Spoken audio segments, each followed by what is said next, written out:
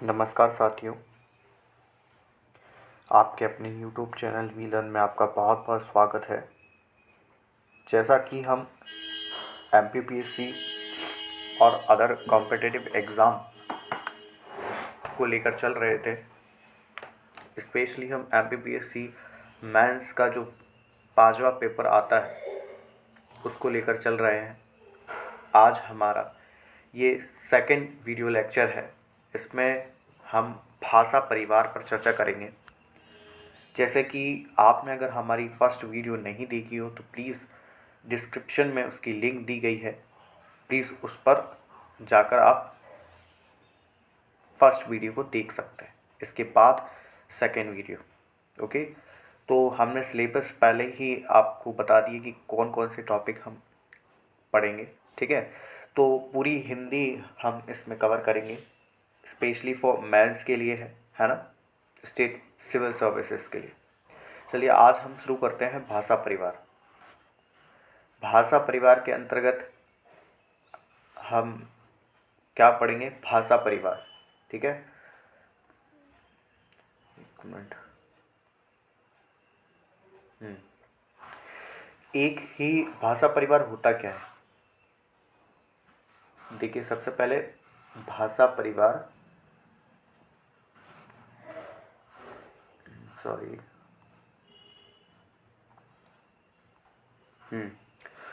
तो भाषा परिवार क्या होता है? एक ही मूल स्रोत से उत्पन्न, क्या है, क्या कहा है इन्होंने? एक ही मूल स्रोत से उत्पन्न सभी भाषाओं को एक साथ एक भाषा परिवार कहते हैं। ठीक है, तो एक ही मूल स्रोत से उत्पन्न जितनी भी भाषाएं, जितनी भी विश्व में 3000 भाषाएं बोली जाती हैं, इसका मूल स्रोत क्या है? भाषा परिवार। क्या है? भाषा परिवार। भाषा परिवार, कितने भाषा परिवार हैं? 13 भाषा परिवार हैं, जिन्हें 13 भाषा परिवारों में बांटा गया है। 3000 भाषाएं बोली जाती हैं विश्व में।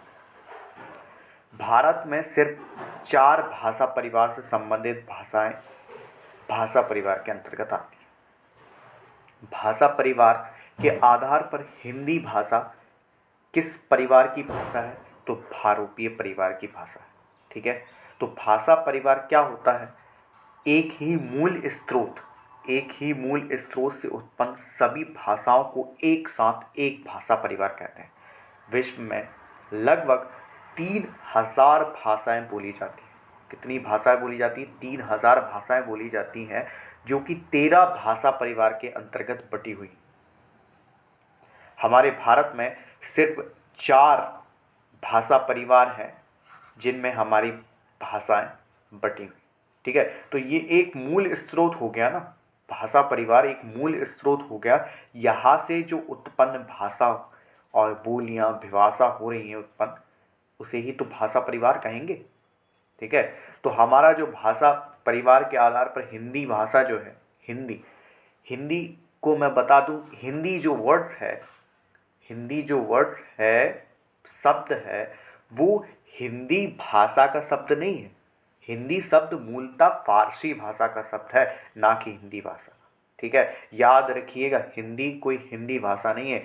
हिंदी शब्द की जो उत्पत्ति हुई है उसका कई चरण हैं। जैसे सिंधु नदी की जो नदी है, वहाँ से हिंदू शब्द निकला, हिंदू में ई जुड़ गया, हिंदी शब्द हो गया। ठीक है, चलिए, है ना, ये विकास क्रम हम देखेंगे, हिंदी की व्युत्पत्ति देखेंगे जब हम आपको बताएंगे कि किस प्रकार से ईरान फारस के लोग आए और वो सिंधु को हिंदू कहकर किस प्रकार से पुकारा करते थे, है ना। इन सब चीज़ों का हम अध्ययन करेंगे आगे की वीडियो लेक्चर। चलिए नेक्स्ट देखिए। तो क्लियर हो गया साथियों? एक मिनट, क्लियर हो गया आपको? भाषा परिवार क्या होता है? भाषा परिवार क्या होता है बताइए? भाषा परिवार क्या होता है? ये भाषा परिवार एक ही मूल स्रोत से उत्पन्न जैसे ये मान लीजिए ये क्या है, ये एक बिंदु है, केंद्र बिंदु है, यहाँ से क्या निकल रही हैं, भाषाएं निकल रही हैं। ठीक है, तो ये भाषा, आम परिवार कैसा होता है, परिवार की सबसे बड़ी इकाई, सबसे बड़ा जो मुखिया होता है उसी से तो सब होते हैं, है ना, उसी से पैदा होता है ना सब। ठीक है, जो सबसे बुजुर्ग होते हैं वो भी एक परिवार की इकाई क्या होती है, मुखिया जो रहता है उसी से तो उत्पन्न होते हैं, है ना। तो इसी प्रकार भाषा परिवार हैं, विश्व में 13 भाषा परिवार हैं, जबकि भारत में 4 भाषा परिवार हैं भारत में। ठीक है, तो सबसे ज़्यादा जो है वो भारतीय भाषा परिवार की भाषाएं बोली जाती हैं हमारे यहाँ, 73% है। परसेंटेज याद रखना, मेंस में आपको बहुत ही इफेक्टिव तरीके से लिखना पड़ेगा प्रश्न के उत्तर को। अगर आप इसमें कंटेंट, ये इस प्रकार से कंटेंट डालोगे ना आंकड़ों का, तो आपका जो प्रश्न रहेगा उसका उत्तर इफेक्टिव होगा। ठीक है, तो द्रविड़ भाषा परिवार के कितने परसेंट लोग हैं, 25%, 25% लोग जो है वो द्रविड़ भाषा परिवार के संबंध आते हैं। चीनी तिब्बती भाषा परिवार है, सबसे कम जो है 0.7% जो है वो चीनी तिब्बती भाषा परिवार के लोग हैं, और आस्टिक भाषा परिवार के जो लोग हैं भारत में वो 1.3% है। तो परसेंटेज याद रख लेना, सबसे अधिक कौन सी भाषा परिवार की भाषाएं बोली जाती हैं, तो भारतीय परिवार की भाषा। और हमारी जो हिंदी है, हमारी जो हिंदी भाषा है वो किस परिवार से संबंधित है, तो वो भाषा परिवार से संबंधित है। ठीक है, और हिंदी एक कौन सा शब्द है, फारसी शब्द है, ना कि हिंदी भाषा का। चलिए नेक्स्ट देखिए,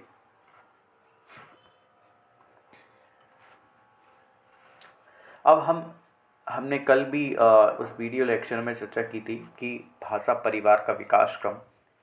आज हम आपको बताते हैं कि भाषा कहाँ, हिंदी भाषा का उद्भव किस प्रकार से हुआ।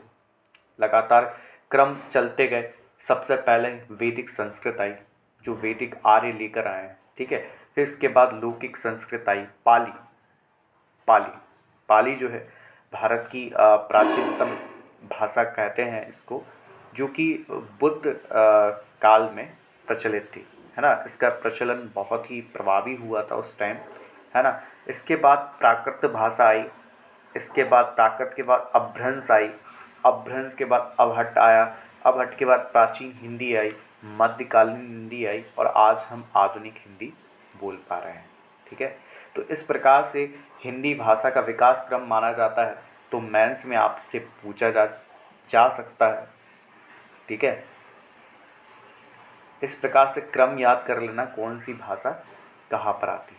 सबसे पहले नंबर पे वैदिक संस्कृत आती है, लौकिक संस्कृति, पाली, प्राकृत, अपभ्रंश, अवहट्ट, प्राचीन हिंदी, मध्यकालीन हिंदी, आधुनिक हिंदी, तब हम हिंदी आज बोल पा रहे हैं। ठीक है, चलिए नेक्स्ट देखिए। अब देखिए अपभ्रंश के भेद, यहाँ से प्रश्न हमेशा आता है।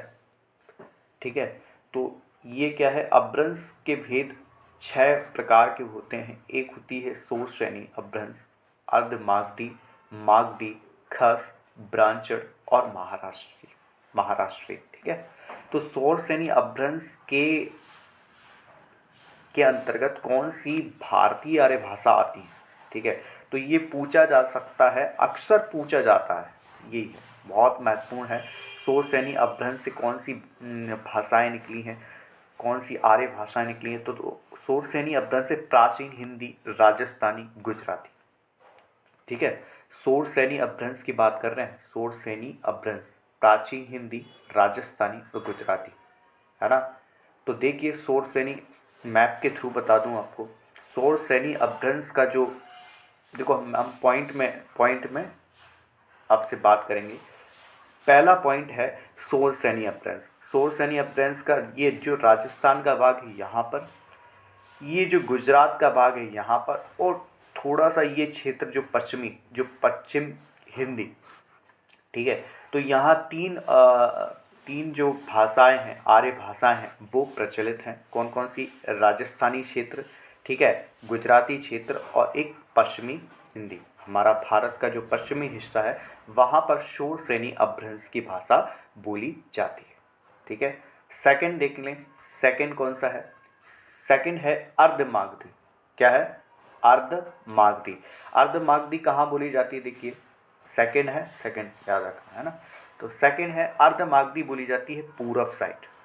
जो पूरब का जो एरिया है, ये जो पूर्वी एरिया है, ये पूर्वी जो एरिया है वहाँ पर अर्धमागधी भाषा बोली जाती है। Second number Ardhamagadhi. ठीक है, अर्धमागधी। थर्ड देखिए, थर्ड क्या है? थर्ड है मागधी। मागधी, मागधी के अंदर बिहारी, उड़िया, बांग्ला, असमिया आते हैं। ठीक है, मागधी के अंतर्गत क्या आता है? मागधी बिहारी, बिहारी, उड़िया, असमिया, बांग्ला। ठीक है, तो ये जो क्षेत्र है, जो संकेंद्रण आप देख रहे हैं, ये जो क्षेत्र है वो थर्ड मागधी के अंतर्गत आता है। ये पूर्वी हिंदी अर्धमागधी के अंतर्गत आती है। ये शोर श्रेणी अपभ्रंश के अंतर्गत आता है। ठीक है, पता चल गया ना। पहला जो मैं आपसे बात कर रहा हूँ, ये गुजराती, राजस्थानी और पश्चिमी हिंदी जो है वो शोर श्रेणी अपभ्रंश की आर्य भाषा है। ठीक है, इसके बाद सेकंड की हमने जो बात की है वो क्या है? अर्धमागधी, जो कि पूर्वी हिंदी भाषी आर्य भाषा है, इसके अंतर्गत आती है। ये तीसरी जब हम बात करते हैं, तीसरी मागधी की बात हो रही है, यहाँ पे बिहारी, असमिया, उड़िया, बांग्ला ये भाषाएं इसके अंतर्गत आती। किसके? मागधी के अंदर। चलिए चौथा भाग देख लेते हैं, खस। खस जो है वो पहाड़ी है, पहाड़ी हिंदी है ना, पहाड़ी हिंदी है खस, जो कि शोर श्रेणी अपभ्रंश से ही उत्पन्न हुई है। किससे उत्पन्न हुई है? शोर श्रेणी अपभ्रंश से ही उत्पन्न हुई है। कौन सी? खस, जो कि पहाड़ी बोलियां है ना। ब्रांचन देख लीजिए, पंजाबी और सिंधी। सिंधी और पंजाबी, पंजाबी जो है आपका, ये पंजाबी हिस्सा, ये जो इसका जो संकेंद्रण है यहाँ पर कौन सी? ये पांचवी देख लेना है ना। तो यहाँ पर पहाड़ी तो खस की बात करते हैं, जहाँ पहाड़ी क्षेत्र होता है, जैसे ये यहाँ पर कुछ, यहाँ पर ठीक है, जो पहाड़ी क्षेत्र होता है वहाँ पर खस बोली, खस भाषा व्याप्त है, इसके अंतर्गत आती है। ठीक है, पांचवी भाषा की बात करते हैं, पांचवी अपभ्रंश की बात करते हैं। सॉरी, पांचवी अपभ्रंश कौन सा अपभ्रंश है बताइए? कौन सी अपभ्रंश की बात कर रहे हैं हम कर रहे हैं ब्रांचन की। किसकी बात कर रहे हैं? ब्रांचन की। ठीक है, ब्रांचन की बात कर रहे हैं पांचवी। तो ये पंजाबी और सिंधी इसके अंतर्गत आती है। पंजाबी क्षेत्र और सिंधी क्षेत्र इसके अंतर्गत आता है, और ये भाषाएं अब ब्रांचन अपभ्रंश के भेद से उत्पन्न हुई है। ठीक है, लास्ट हम बात करते हैं, पहले इसको साफ कर लेते हैं।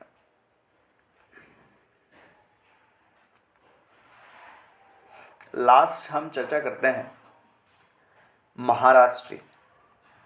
महाराष्ट्री की चर्चा करते हैं। महाराष्ट्र का जो एरिया आपको दिखाई देता है यहाँ पर जो है वो महाराष्ट्री, मराठी आपको पता ही होगा। मराठी भाषा कहाँ बोली जाती है? महाराष्ट्र में बोली जाती है ना। तो ये किस अपभ्रंश से उत्पन्न हुआ है? तो ये महाराष्ट्री अपभ्रंश से उत्पन्न हुआ है। तो मैं आपको बता चुका हूँ, एक बार और हम कंफर्म कर लेते हैं, एक बार और हम रिवाइज कर लेते हैं इसका। ठीक है, तो देखिए पहला पार्ट तो हमारा फर्स्ट तो ये है, कौन सी? शोर श्रेणी अपभ्रंश। सेकंड का हमने बात की थी, सेकंड है अर्धमागधी, थर्ड है मागधी। ये जो एरिया मैं आपको जहाँ जहाँ नंबर लिख रहा हूँ वहाँ एरिया है। ठीक है, तो ये शोर श्रेणी अपभ्रंश है। सेकंड नंबर पे अर्धमागधी है, थर्ड नंबर पे पूर्वी हिंदी है ना, मागधी जिसके अंतर्गत सेकंड में पूर्वी हिंदी है, और अर्धमागधी है, और ये है मागधी। फोर्थ की जब बात करते हैं, फोर्थ में खस आती है, पहाड़ी, ये पहाड़ी क्षेत्र है, यहाँ पर पहाड़ी क्षेत्र है, चौथा नंबर यहाँ पर आता है आपका, ठीक है। अपभ्रंश के भेद का चौथा नंबर कौन सा था? खस, है ना। खस जो कि पहाड़ी, जो सोरसेनी अपभ्रंश से उत्पन्न हुई है ना। वो सोरसेनी से प्रभावित हैं थोड़ी, इसलिए। पंजाबी जो ब्रांचड़ जो भाषा है, ब्रांचड़ जो अपभ्रंश है, उसका क्षेत्र कौन सा है? ये 5 ये देखिए, ये पंजाबी और सिंधी भाषी लोग रहते हैं यहाँ पे, सोरसेनी से प्रभावित ये भी है। लास्ट में छठवीं बात करते हैं हम यहाँ महाराष्ट्र की।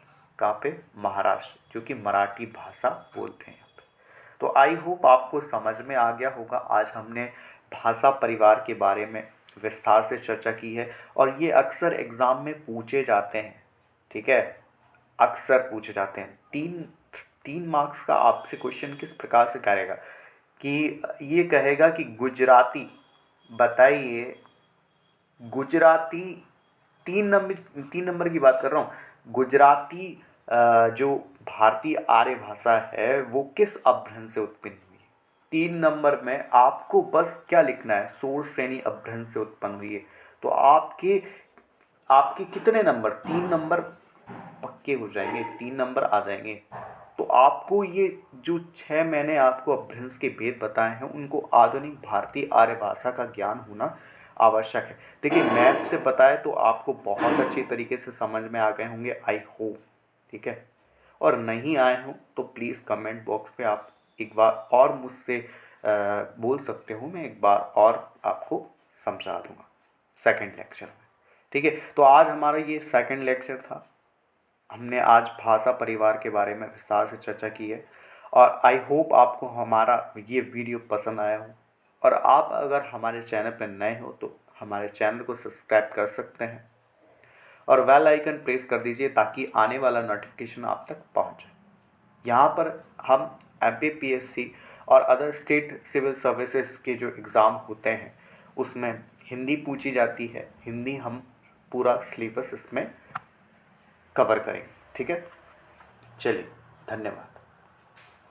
और जिस किसी को इसकी PDF चाहिए, PDF अगर चाहिए तो एक टेलीग्राम चैनल है हमारा, है ना। उस पर मैं आपको डिस्क्रिप्शन में लिंक दे दूंगा, आप वहाँ से ये PDF प्राप्त कर सकते हैं, ठीक है। चलिए, थैंक यू फॉर वॉचिंग।